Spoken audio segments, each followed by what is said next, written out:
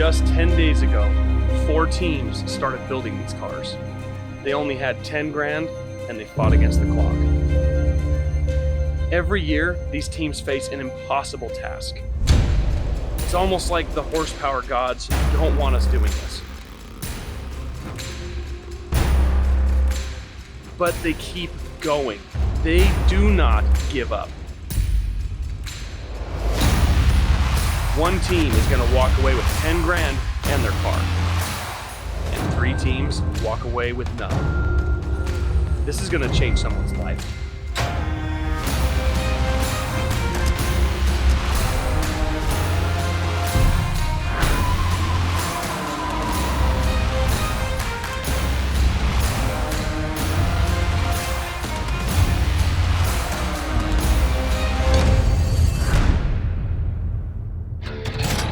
What would you do if I gave you $10,000 to build the quickest drag car possible in only 10 days? 4 teams, 1 race, 1 winner.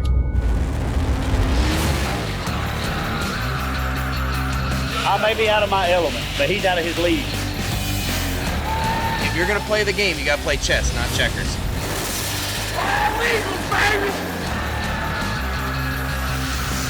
Man, that looks cheated up to me. Win the motherfucking race! That's not gonna work. Bank's still open. You just might not want to go through that drive-thru. That thing sounded like a weak.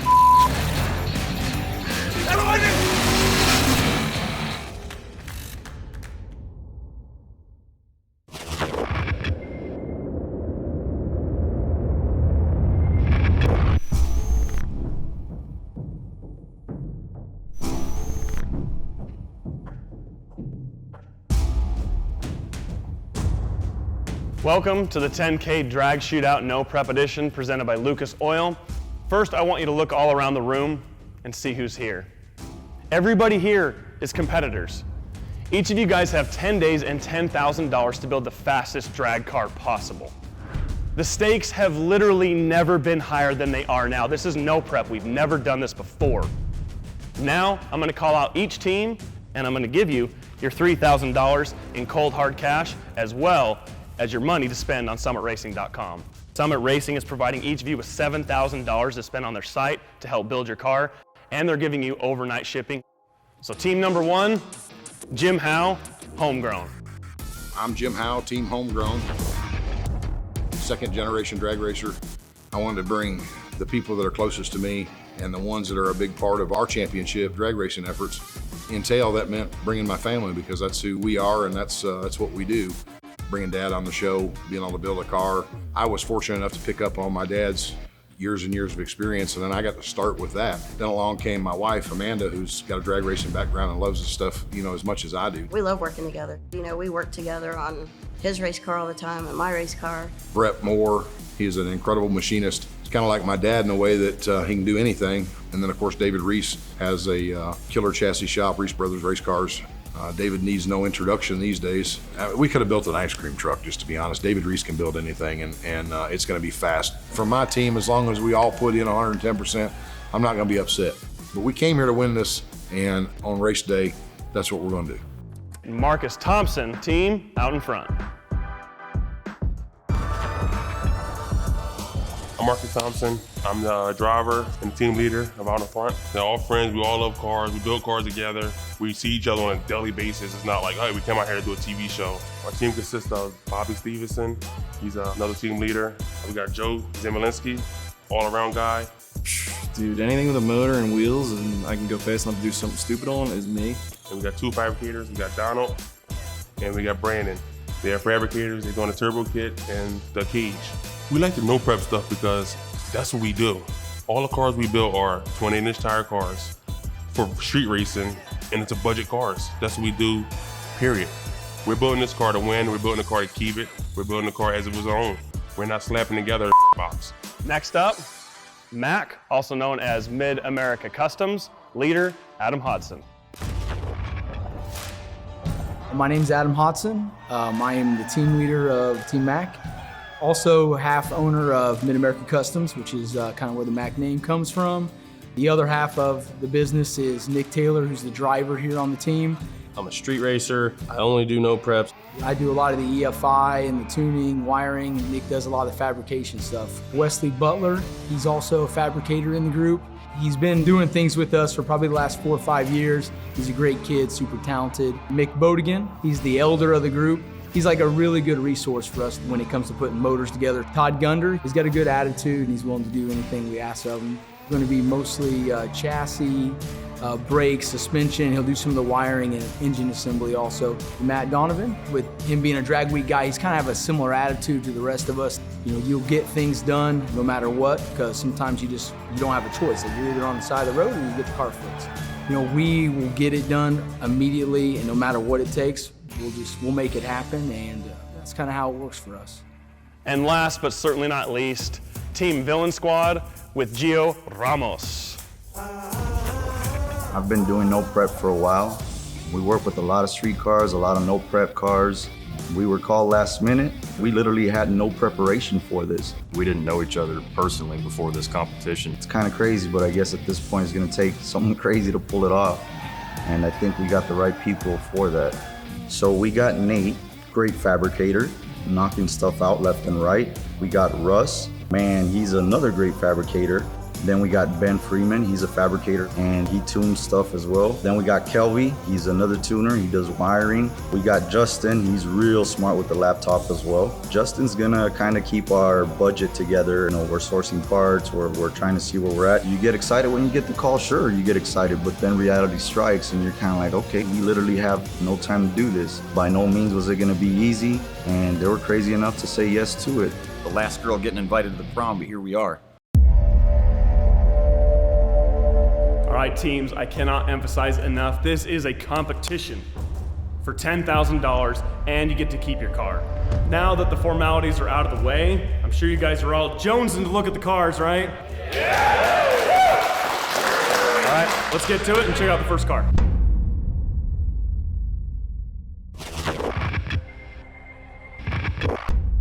Let's get to it and check out the first car. Now this is a returning chassis from season 2. This is a Chevrolet S10. When I seen the S10, I was like, damn, that's sweet, we're gonna get that one. We need that, you know, because it was already gutted. It's a great chassis, it's light, you know, you can put the weight where you want. It took half the work out of gutting the car. I think it'll work for a slow team. Thank you. Thank you. This is a perfect ride for us. We'll go ahead and just take it. Sold. That thing is super nice. Where we come from in Indiana, that truck would have been rusted to pieces. It wouldn't have had a straight body panel. Okay, car number 2 is a G-body El Camino. Damn, that stinks. We knew something was dead. We were hoping it wasn't a human body. I like it. It's gangster. The Elko was super, super solid. The car is really, really a solid car, not rotted out. Suspension in the back is conducive to doing some no-prep racing. I just knew it was gonna be not only a lot of work, but a lot of nasty work. And this is an SN95 Ford Mustang. That Mustang was actually very, very clean. Everything is in it, the radiator's there, it had a good rear end. The SN95 has a big wheel well, so you don't have to do anything modified to fit a 28-10-5. Tons of options for bolt-in suspension. I'm a Mustang girl. Those are Me Too cars. You know what a Me Too car is? You got a Mustang, it's like, hey man, I got a Mustang. Oh, me too, man. Oh, me too. Everybody's got a Mustang. It's like a belly button. A 4th generation Firebird F-body. This is the worst chassis of all of them. We pray that thing, we don't end up with it. They're very difficult. I mean, you can get them there, but it takes a pretty big wallet, and with the budget that we have at 10K, we would need half of that in the chassis to get it to work the way we'd want it to. I just want to remind everybody here, season 2 champions, won in an F-body. That car's bad. You know, they got a good frontal area, not a lot of drag on that body. Wheelbase is good, center of gravity's good. One of our no prep cars is a Firebird, and it's pretty quick, so I know what we got to do to make it work. Yeah, but you got it with that right there. He knows we're cheating already. No, we can't tell him. We can tell this guy. Oh, yeah. So listen, this money's right there. Don't tell him. If we get the Trans Am, the Firebird, what we're gonna do? Cut the body off, buy a Mustang down the street, and just slap the body right on the Mustang chassis? You never know. Bonnie didn't say All right, my opinion on all 4 of these cars. Number 1, I think the Mustang is going to be the simplest and quickest to build. Number 2 is going to be between the S10 and the El Camino. Now, the El Camino has a factory 4-link style suspension, but it's going to be more difficult than the Mustang. The S10 could be a slam dunk, but the problem is it's leaf spring, and unless you have experience with leaf spring, it could be a bad choice. And last is the Firebird. It's an F-body, it's torque arm. That can be a little bit difficult to dial in, but I was wrong last year. No matter what, car choice is crucial. There's $10,000 on the line. They have 10 days, and if they get the chassis that's wrong, it could put them over. Now it's time to see which team is going to get which car.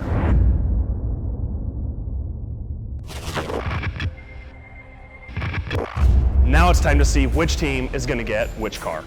Teams, what you see in front of you are 4 small block Chevrolets. We're going to be putting your tech know-how to the test. For this first competition, we partnered with Hot Rodders of Tomorrow, and we're going to be disassembling and reassembling these engines as fast as possible. This is a competition all about building engines and teams working together, and that's a lot of what Hot Rodders of Tomorrow are about, right? Oh, absolutely. When you stick 4 people around a small block Chevrolet, everybody has to work with everybody. And now it's time to get to the competition and see what these teams are made of.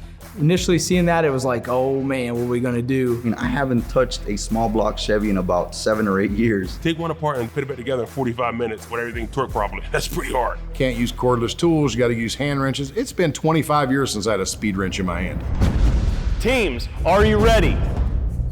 3, 2, 1, go!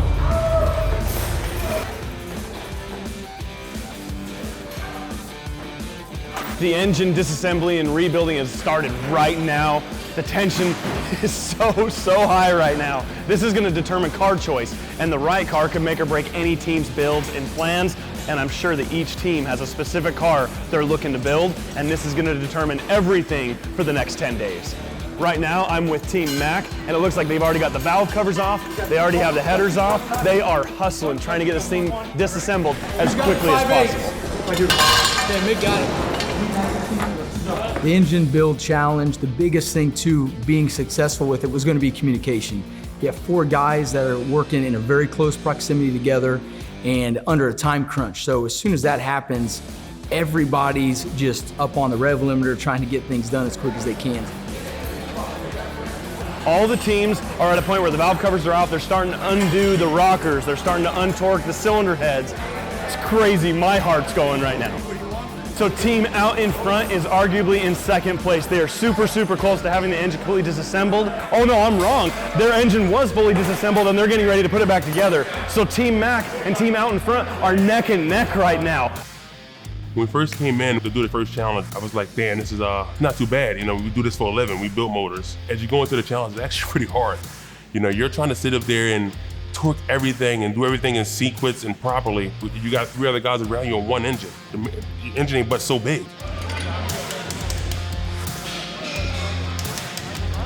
So it looks like Team Homegrown is in 3rd place right now. Their engine is almost 100% disassembled and they got to pick up the pace. You're looking good, brother. I was pretty stoked because I knew that every one of us know our motors forward and backwards. Then it got a little more technical whenever we realized we had to have a certain torque sequence. You know, like if they'd have turned us loose and said, here, fastest person to tear this motor down and put it back together and it run, that'd have been a piece of cake. I feel like we can do that. We'd do it, you know, round after round after round. Number eight. And it looks like Villain Squad is still working on their engine. I don't know how far out they are. I hope they can pick it up. I hope they can catch up. But right now, for Villain Squad, it's not looking good. I mean, we were there. It was just little hang-ups here and there. I know at one point, you know, the starter was an issue.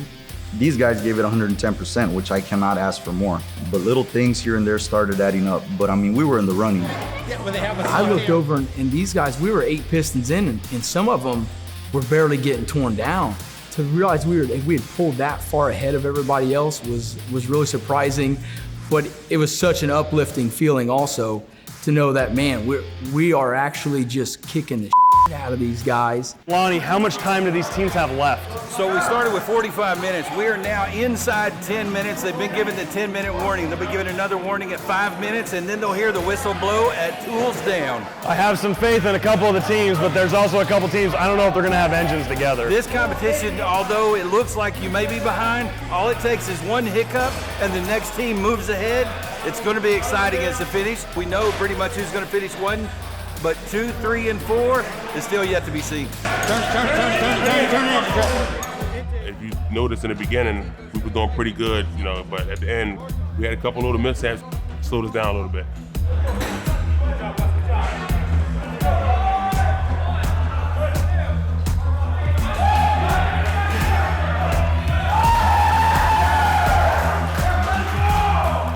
You start out on such a high, it couldn't get any better than that. The other teams are kind of bummed out and stuff, and here we are, we're high energy, we're ready to go. That's as good as it gets to start off the day.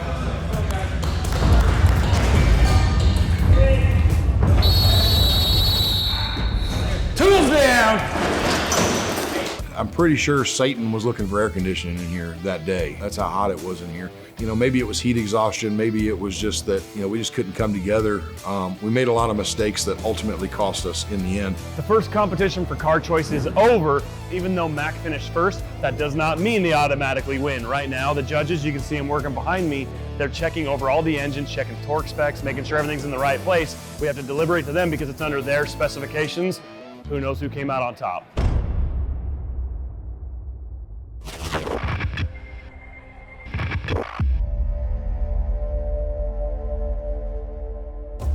That first competition was very interesting. Now it's time to see which team gets which car. Team Mac came in first. So Adam, you guys have first choice of the cars. What will you be picking? We'll take the S10. We all agreed immediately the S10 was the truck we wanted to try to win. We were good with the leaf springs with those shocks, along with some room to mount weight.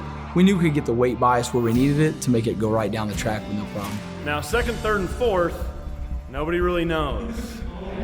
That was kind of crazy there at the end, let's just be honest, all right? So coming in second place, out in front.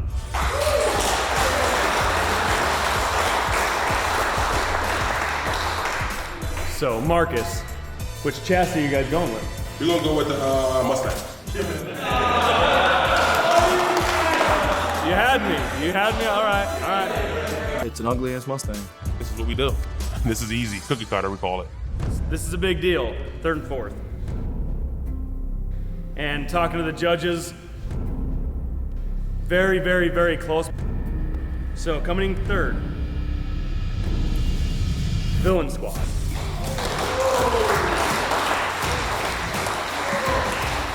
All right, so Gio, which car are you picking? Yeah, we're gonna do the F-body.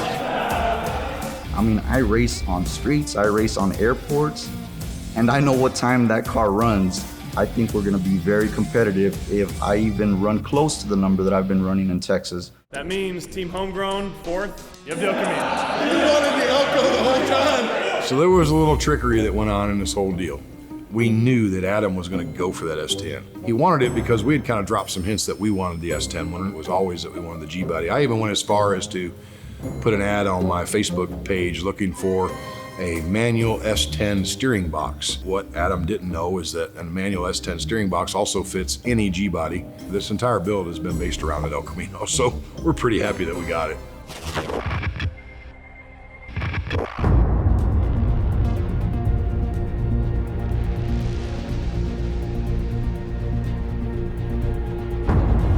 After the 10-day build, after the race, one team is going to go home with the grand prize of $10,000. The rest of you are going to go home empty-handed.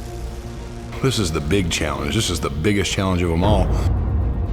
Anybody that's not on your team is your direct competition.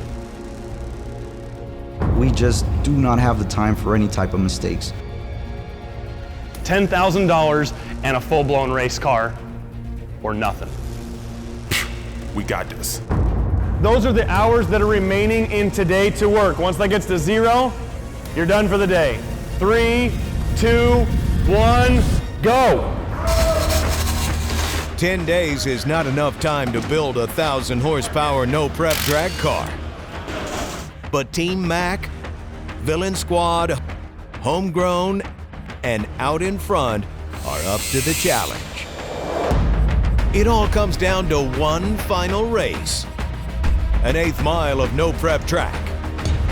First across the finish line wins $10,000 and gets to keep their car.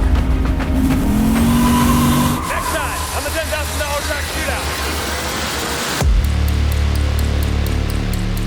Man, time is running out, and these guys have so much work still to do. We're trying to have the cage done tomorrow. Cage would have been done tomorrow. One of the big rules for fabrication is measure twice, cut once. We've got teams here that cut once, then measure. That thing was like full of about 17 pounds of rat shit. Most disgusting thing I've been around in a while. Oh my God. I think it's gonna work pretty good if we can get it in. Wow, thing is huge. Who the does that? We're gonna see at the racetrack how much they know. We're already running into big problems. Those rules are the official rules of this competition. You know, we have to play by those rules.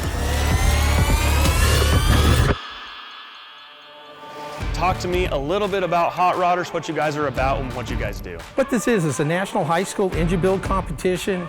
The whole purpose of this thing is to include team building and to give these kids some mechanical skills.